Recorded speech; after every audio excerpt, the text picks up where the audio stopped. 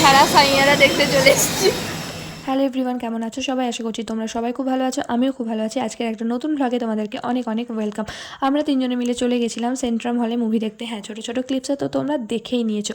তো এখানে দীর্ঘক্ষণ অপেক্ষা করার পর এখানে দেখতে পাচ্ছ লাইন। আমরা গেছিলাম প্রায় 15 থেকে 20 দিন পর, তাও কিন্তু হাউস ফুল ছিল একদম। আর আমি ছিলাম, বোন ছিল, আর তার সাথে ছিল মেঘা। মেঘা হচ্ছে আমাদের দিদির মেয়ে, মানে আমার বোনজি হচ্ছে, কিন্তু আমাদের সম্পর্কটা বন্ধুর থেকে কোনো অংশে কিন্তু কম নয়। আর আমি গেছিলাম সেন্ট্রাম হল আসানসোল, যেটা সৃষ্টিনগরে অবস্থিত। অনেকে আমাকে জিজ্ঞেস করলে তাই আমি সেটা বলে দিলাম। 80 টাকা করে টিকিট কেটেছি, কাঁদবো বলে। তো চলো। सनम को अपना बनाने সাইয়ারা সাইয়ারা সাইয়ারা করে সবাই পাগল হয়ে গেলে আমি কিন্তু পাগল হইনি। সাইয়ারা মুভি ট্রেলার পর্যন্ত আমি দেখিনি, কোনো গানও শুনিনি। দিদির বাড়ি এসেছিলাম শিবের রুদ্রাভিষেক পুজোর জন্য, আর পুজোর ভিডিওটা আমি খুব জলদি শেয়ার করব। তো ওখানে আমাদের হঠাৎ করে প্ল্যানিং হলো যে মানে মুভি দেখতে যাব। তো আমাদের প্ল্যানিং মানে হচ্ছে উঠলো বাই তো মক্কা যায়, সেরকম অবস্থা।